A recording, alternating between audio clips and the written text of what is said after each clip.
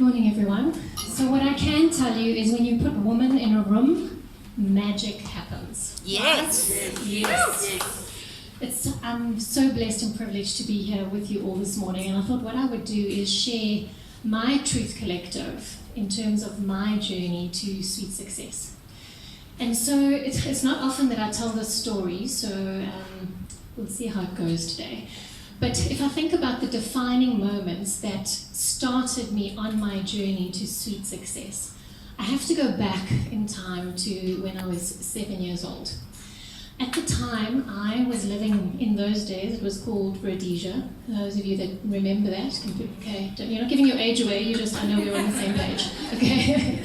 So in those days it was called Rhodesia, and these days it is called Zimbabwe. And it was a defining moment in my life because at age 7 is when I lost my mother. My mother was killed in an accident, and something that women are very good at doing is downplaying stuff. And so I downplay that she died in an accident. But the actual truth is that she was in an aeroplane that was shot down by terrorists back in those days because Zimbabwe or Rhodesia was at war. And at a very young age, to lose your mother, someone that plays such a significant role in your life, is quite impacting in a number of ways. And so that was the start for me in terms of a defining moment. And so I grew up then with my father, who was my primary caregiver and role model. And as much as men and dads play an important role in our lives, my father grew up in a generation where it was men are there to provide and put a roof over our heads and put food on the table. So my father wasn't there for me emotionally. He didn't know how to connect with me and how to really have a relationship with me on an emotional level. And why that's important is because it impacted my life when I got to adulthood, and I'll get to that story just now. So at age 7, we then left Zimbabwe and moved to South Africa. So I do consider myself South African. And then came the next defining moment in my life in terms of between sort of ages around sort of 9, 10 to about 12, 13, where I experienced sexual abuse, okay?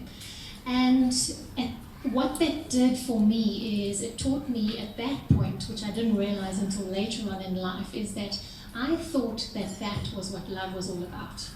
I thought that was how somebody showed you that they loved you, or that they cared about you, or that you were important, or that you were valuable.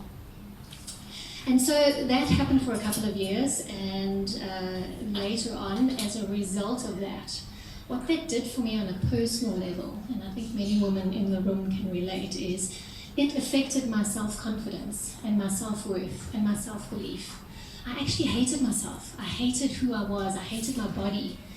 And so I developed coping mechanisms, and a lot of them being negative coping mechanisms. I used to binge eat. In other words, I would eat and then I would go and purge in the bathroom afterwards to get rid of that, because I didn't want to get fat, or I didn't want to get, I didn't want to be someone that nobody would like, or nobody would love, or nobody accept. And so that was kind of my life pattern growing up that started defining and shaping who I became as a person and what I believed about myself. And how that affected me when I got into my adult life is that I had a string of failed relationships behind me because I didn't know how to connect with someone on an emotional level. I didn't know what it felt like to be safe, to trust, to rely, to depend on others, particularly on an emotional level. So I became quite independent. I became quite aggressive in terms of the way that I interacted with people, and defensive. And that in itself also had an impact in terms of the types of relationships that I forged with other people because of how I saw myself, my identity, and how I identified with other people. Until I got to a point in my life where I was in a 6.5-year relationship and we had hit rock bottom. And we were going for therapy. And it was our therapist that referred us to Imago relationship therapy. And so we went away on this couples weekend to save our relationship. And it was at this couples retreat that I was blown away by the impact of Imago relationship therapy and how it helped me understand who I was, who I had become, what I had used to define me.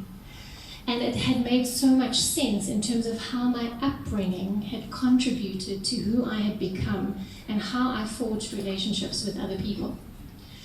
And it was there and then that I decided that I wanted to be trained up in Imago relationship therapy. I wanted to share the profound impact and insights that this had had on me with other people. Because let's be honest, life is too short to be miserable, right? Especially in our relationships, which should be our biggest source of support and our biggest space of safety and nurturing. So I went off and I decided to get trained up on this program, and it took me 3 years to get there.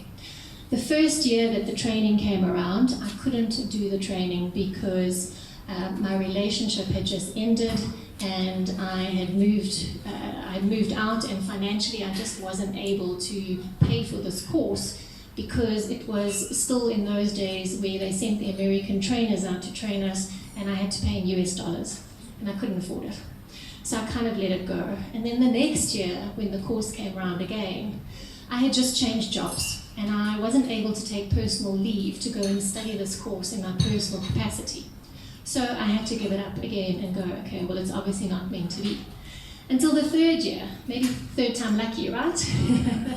So the third year it came around and I thought, okay, obviously the stars have aligned, everything's meant to be, I can do this. And then I sat there hesitating, should I or shouldn't I? Should I or shouldn't I? Because I realized that I have commitment issues as well. And so that taught me about commitment, okay? And so I decided, okay, you know what the hell, let's go with it. And I committed. And so I then became an Imago relationship therapy facilitator and educator. And that was the start of my journey to sweet success and how I got to where I am today. So that was 2006, and 2009 I was still employed in the corporate world, my previous lifetime as I like to call it. And I started doing coaching and mentoring and facilitating and workshops part-time because I was still in the corporate world, with the view that one day, when I'm tired of the corporate world, I'll leave the corporate world and this will be my second career. I'll start working with people. But as you know, when you put something out there to the universe keeps throwing it back at you, right? To test you. Like, how badly do you really want this? And so in 2014, an opportunity came up through a mutual friend, and it was an opportunity to go in and do coaching and working with people full-time. And again, I found myself sitting on the fence because of my commitment issues, right? Should I, shouldn't I? And it took me a whole month to decide, should I leave the safety and the security of corporate? Because one of my biggest fears was financial failure and financial stress, because I had experienced that my entire lifetime with my father, who was not good with money. And so every month it was hand to mouth, and there were moments where we couldn't afford this or couldn't do that or things like that. So eventually I was very blessed to have a fortunate boss that I could go and talk to, and she understood completely, and she said, you know what? You can always come back if you want to, but go and try, because I've been there, I've done that, I know what works, what didn't work for me, and that's why I'm back in corporate. So it gave me a bit of a sense of comfort that, you know what, I could go and try, and it's okay if I make a mistake, because I can come back. So I took the leap of faith, and I went to this opportunity, and within 3 months, it had all fallen apart, and I found myself unemployed. My biggest fear had faced me in the face. Right on, smack bang. What are you going to do now? 3 months down the line and you're unemployed. So I thought, okay, well, I can go back to where I came from, but then inside of me there's this little thing that you never go back to where you came from, because there's a reason why you left in the first place, right? So I decided face forward and keep going. And I was blessed at the time, I had a friend who had been retrenched from corporate, and we decided to get together and partner up and do something in the mornings, because she was a mom and she wanted flexibility to be able to leave at 1 o'clock so she can spend time with her kiddies, and in the afternoon I could carry on with my coaching and building my practice and that. And a year later, they decided to move to Cape Town, so I found myself unemployed again, on my own, a year later. I thought, sure, this is not looking too good from a track record perspective, okay? So I thought, okay, well, third time lucky, right? How bad could it be? Maybe I should start backing myself. Maybe I should believe in myself. Because if I don't back myself, who else is going to? If I don't believe in myself, who else is going to? And so I decided then to focus forward, put all my attention and focus and energy in terms of building my vision, my dream that I have in terms of touching people's lives and leaving a positive impact in people's lives. And so that's where my story began, in terms of building and growing and developing myself. And so I want to share some of the lessons that I've learned along the way. And the first lesson is you can't do it alone. Okay, as much as we think we don't need anybody, we don't need to rely on anybody, we're quite capable of doing things on our own, and especially A-type personalities like me, independent women, okay?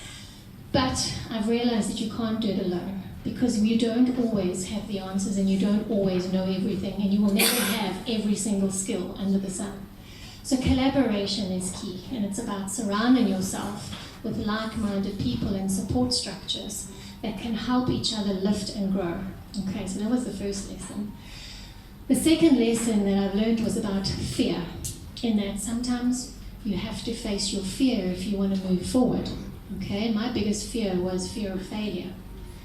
There is no such thing as failure, it's only feedback. Okay, where do we learn about failure? School. School teaches us about failure. If you don't get a 50% pass mark, you get this big red F or thing on your exam or test paper from your teacher and says that you're failed, or on your report card, right? And then you feel like the naughty little child when you have to go to your parents and say, please sign my test or my report card. There is no such thing as failure, it's only feedback. So if you happen to have failed at school, what was the feedback? You didn't apply yourself, you didn't study, you didn't understand the work, you didn't ask for help. You were lazy, you were distracted, you weren't paying attention, whatever it might have been for you. So there's no such thing as failure, it's only feedback, okay? So how do you overcome fear? Well, fear stands, it's an acronym, I love acronyms by the way. Fear stands for what are the facts? What are the facts of the situation right now that I'm in? Okay, what's happening right now? The E stands for emotion. What are the emotions that I'm feeling right now? What's going on inside of me? What am I experiencing? Because there's that saying that if you name it, you can tame it. Okay? So if I can name my fear or my emotion, I can tame it. All right? The A stands for action. What is the action that I can take? What steps right now can I take in this moment that can move me forward or move me through this? That just, even if it's one step forward, I can take action. Because when we don't take action, we sit in this space of should I, shouldn't I, should I, shouldn't I? And we overanalyze, analysis paralysis, and we procrastinate, and we hold ourselves back. Okay? And then the R stands for reality. So if I've understood the facts, if I've understood my emotions, if I've taken action, what is the reality now? Where am I now that I've taken a step forward? Okay. So facing fear, the more you control your fear, the less control fear has over you. Okay, so face your fear. We all feel scared at some point in our lives. We are all human beings at the end of the day. We all make mistakes. So I'm sorry to be the bearer of bad news, but there's no such thing as the perfect person or the perfect relationship. It's how perfect can you be for each other, whether it be personal or professional relationships. Okay. It also taught me that, in terms of being human, that some days are going to be low days, some days are going to be tough days. And what do I do in terms of picking myself up, particularly on those dark days where I really feel like I'm hanging on by my fingernails and I don't have the motivation to pick myself up. And that's where you tap into support structures, and support structures are so important. Whether they be formal or informal support structures, family, friends, or mentors, or coaches, or guides, or role models, whoever you might have in place that you can turn to in those moments and say, hey, I need help. We often see asking for help as a weakness, that I'm not coping, I'm not good enough, I can't deal with stuff, and that's not true. It takes a very brave and courageous person to put their hand up and say, I'm not okay, I need help. Okay? So don't be afraid to ask for help. The other lesson that I've learned, and sometimes I still learn, is when it comes to relationships. I'm very blessed today to be in an amazing relationship with a partner who supports me in everything that I do, all my crazy ideas. I think he waits when I get home and I open the door and he looks at my face and he goes, okay, what crazy idea has she come home with today?